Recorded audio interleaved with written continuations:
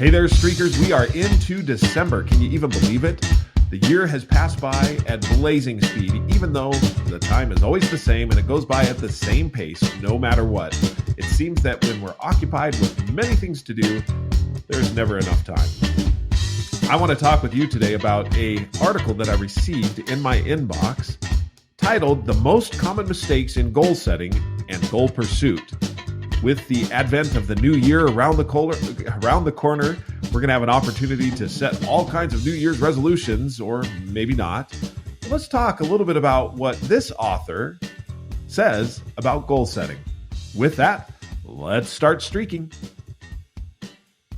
The article that I got in my inbox was from Greg Vanerick.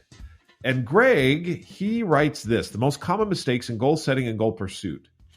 Though researchers have examined goals and goal setting for more than a century, the practice of setting and pursuing goals is still wildly misunderstood and often badly misapplied. There are dangers of not getting it right. When we don't set and pursue goals properly, we can experience frustration, stress, burnout, and disillusionment. In this article, we'll first address the most common mistakes in goal setting and then turn to the most common mistakes in goal pursuit. The 7 most common mistakes in goal setting. There's no shortage of advice and opinions on setting goals. Unfortunately, much of the advice gets some things wrong or falls short on at least a few key factors. Given how little training we're given in goal setting, if any, perhaps it should be unsurprising that there are many things we're missing. Here are 7 common mistakes. Number 1, not identifying and focusing on the most important goal. Number 2, getting overwhelmed with too many goals. When we have too many goals, it risks diluting our efforts. More on this in my next article and the best practices in goal setting. Number 3, adopting other people's goals.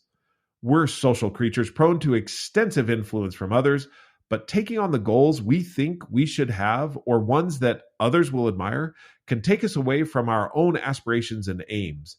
This mistake often results from the trap of caring too much about what others think.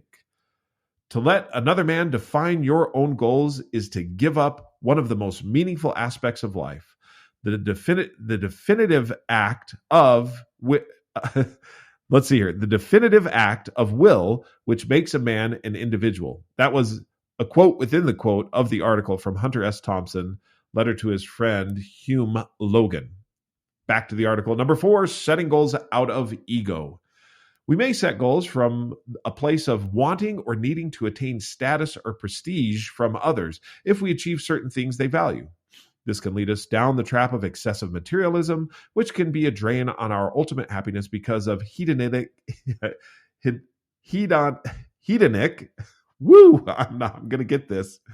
hedonic adaptation, our tendency to return quickly to our baseline level of happiness even after experiencing major changes or events.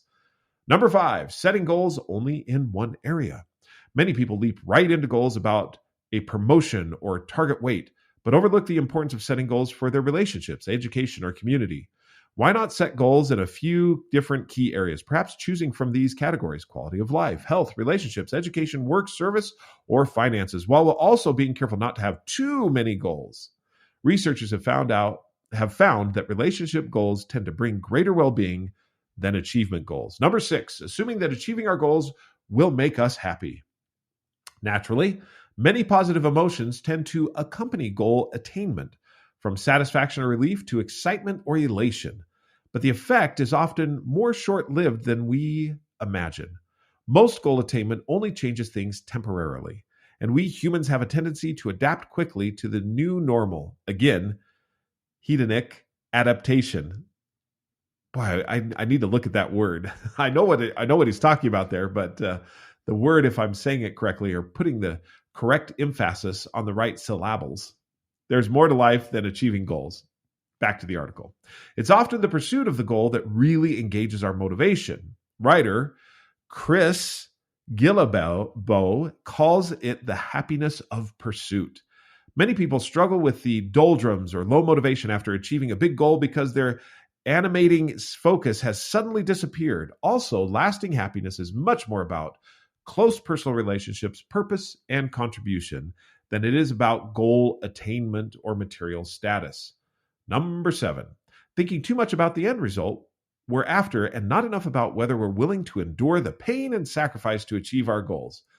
Dreaming of marvelous scenarios of goal attainment is the easy part, but only a small fraction of the process. The real question is what we're willing to do and give up to make our goals a reality. Quote, the major reason for setting a goal is for what it makes you to do to accomplish it. This will always be far greater value than what you get. That's Jim Rohn, entrepreneur and author. End quote. Focusing too much, back to the article, on the goal and not enough on developing the habits, systems, and practices needed to achieve the goal and measure our progress along the way. We can dream or visualize all we want, but in the end, we need to roll up our sleeves and get cracking with the sometimes boring but also important grind of goal pursuit. Okay, I got to pause right there. There's so much in here. Just so you know, my background and what I've done for the last 15 years is totally on helping organizations and individuals achieve wildly important goals using the 4 disciplines of execution from Franklin Covey. From that work and from my own experience and from what Jamie and I have gone along with, we have strived diligently to understand what are the behaviors necessary to be able to achieve who we ultimately want to be. Now, sometimes people call that a goal. I think that it's very, very important, so critically important, that you and I understand and get our words completely defined. Herein is the beginning of wisdom, that we have a definition of terms. What people commonly refer to a goal is not a goal. It's an objective. It's an aspiration. It's a state of being. You can have aspirations, objectives, and state of beings. That's important.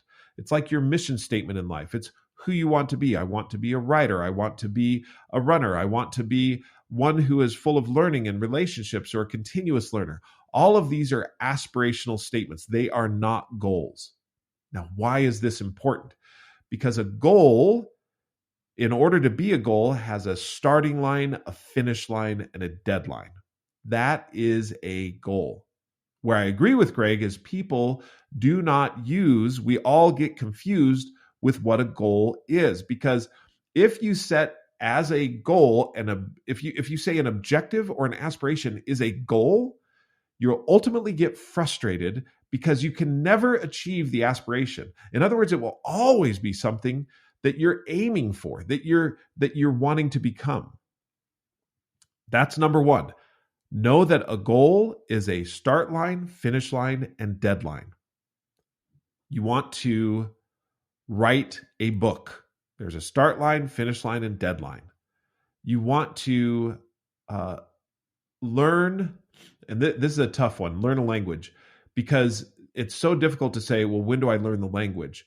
Which is why you have to go to the measurement of the goal. You look at it and you say, what do I want to learn? So I'm going to learn at least X number of vocabulary words, and that becomes the goal, from X to Y by when. That's out of the 4 disciplines of execution, X to Y by when. If you look at it as start line, finish line, deadline, that is the key. Thinking of the goal in a metric. It's got to have a metric. It's got to be 0 to 56, whatever that 0 to 56 represents. You could have a goal in saving money or on going on a vacation, because there's a definite start line, deadline, and end line and deadline. As you think about your goal or goals, very few goals in your life. In other words, I would recommend only one goal at a time. That's it. Not even recommend. I have seen people who have tried to set many goals. What I disagree with Greg here in is he talks about setting a goal for each part of your life. No. Set a goal, 1 or 2 max. That's it. And achieve those goals, or don't achieve them, and then the next one. See, that's the other thing with a goal. Not only is a start line, finish line, and deadline, you also are either going to win or you're going to lose with the goal. Got that? Okay. Now, what he talks about as goals are actually streaks. This is where I was trying to understand how I get my behavior in line with who I want to be. A goal can help you step up to your aspiration or your objective. It helps you to make a reach for that. A streak is the baseline. It's the heartbeat of your aspirations, of your state of being. It's what keeps you moving along. Just like the heart in your body, the streak is the heart of your aspirations. It will keep pumping. It will keep you going. That's why when you talk about setting goals in only one area, no, you have streaks in many areas of your life, because what you're doing is every day completing the laughably simple activity that gets you to who you want to be. What I spend time doing is evaluating who do I want to be, and then what streaks do I need to do? What is my everyday streak? What is my every week streak? What is my maybe monthly streak? I look at all of those and say, that's what I want to do. So I have a B statement or an aspirational statement of who I want to be or who I am. And then from there, I derive activities that I'm going to do every single day, and I mark off those activities. I actually have them divided underneath each area of my life, much like what Greg says here. I agree with him that we need to look at each area of our life, and that relationships, let's take a look at relationships. One of the things that he highlights is that relationships are that critical portion of life. When you have a good relationship, that gets you more happiness and joy. So if I want to be a person that maintains relationships, there's no goal there. There's no start, finish, end. The state of being is I want to have relationships in my life. What is the streak necessary to maintain that? One streak that I have is to contact at least one of my children daily. Another streak that I have, similar vein, but a little bit different, connect with one of my children daily. I know of others that have a streak that is reach out to at least one friend daily, or write at least one note weekly to a friend, contact, or acquaintance. These are the activity part of keeping the relationship alive. This is what you can measure and say, I have either done this today or I did not do this today. Those are not goals, because there's never going to be an end to that. There may be that what you're looking at with the streak is how many days in a row or how many weeks in a row can I do this particular thing? And it changes your entire look on life. The reason people get frustrated with goals is because they misapply them. They take and use them in the way that they're not being used. It's honestly, it's because we haven't had the language or the studies to be able to know that that's what was happening. A goal or two goals is good. To be able to reach for those is good. To call everything a goal is not good, because it ends up in frustration. What you do is have your state of being, your objective, and then set streaks for each individual part of your life. Now, the other word that's misused and has been defined very clearly by many authors of late is the word habit. You heard me struggle a little bit to let that word out of my mouth, because it's so misused. It is something that people believe that once I do this long enough, it's going to become automatic. Now, as is stated by many different authors and is common across, whenever we ask someone define a habit, it's something you do automatically, it's something you do without thinking. When you have a habit, you have a motor skill that has moved to the area of the brain that it consumes very little energy, and that's good, because you want the higher function of the brain to be consumed with those things that are going to get you to where you want to be. You want your higher brain function to be in the intentional, deliberate range. This, by moving things to habit, motor skills to habit, what that then does for you is free up the frontal lobe of your brain to be able to think deliberately and intentionally about the activities that you want to do to become the person that you want to be, and to do those activities every single day. This is the key So when we talk about goal setting, goal pursuit, know this. Very few things, very few, one or two things are an actual goal. Everything else is usually an objective or aspiration and then a streak. And there's very few things that are actually habit in the sense that those things that are habit are motor skills. They're the motor skills that will help you to move along in the way that you want to. As you look at the new year, what I recommend and would propose and invite you to do is to take a look at who you want to be, what you want to accomplish in the sense of the person that you want to be in life. And then divide each area up. And if you look in the Streaking book, we have this fully defined in the Streaking book, but divide each area up and come up with one or two activities that you're going to start streaking. Now, a little warning on this. Don't start 15 streaks. You're doing the same thing as if you had 15 goals. Start one or two streaks, the one or two streaks that are going to make the most impact for you. It might be read at least a paragraph in a book every day. That may be the streak you start with, or it may be physical realm. Exercise at least 3 times a week. Where Jamie and I started was walk or run at least 1 mile 6 days a week. That's where we started. Did that for 300 days before we started the next streak.